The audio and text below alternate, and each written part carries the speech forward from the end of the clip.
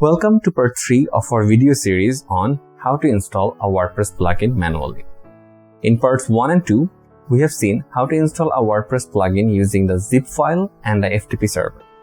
In this video, we will see how to install a plugin using the command line.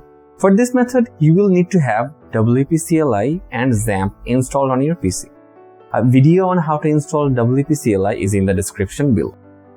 So let's begin. Step 1. Check the version of the WP CLI on your PC. To do so, go to the plugins directory inside the XAMPP folder. Then open the command prompt window. In this window, type wp -info. If WP CLI is indeed installed on your machine, the command prompt output will show the version like this. On our PC, we have the 2.4.0 version. After the version check, type CLS to clear this window. Step 2. Now type the command WP plugin install Gutenberg. In parts 1 and 2 of this video series, we have used the Gutenberg plugin as the example. If you want to install a different plugin, then go to its plugin page in wordpress.org. Next, copy the plugin name from the URL and paste it in your command line in the command prompt window. If the plugin is installed successfully, then the output will say plugin installed successfully.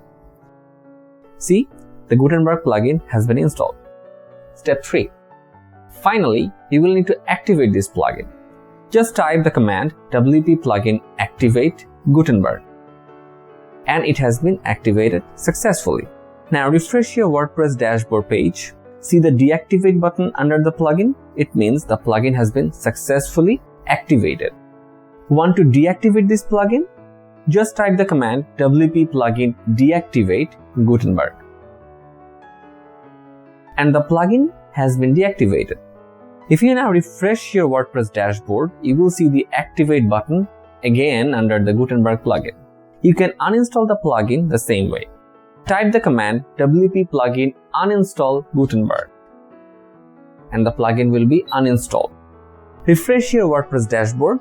See, the Gutenberg plugin has disappeared. Let's do a quick recap.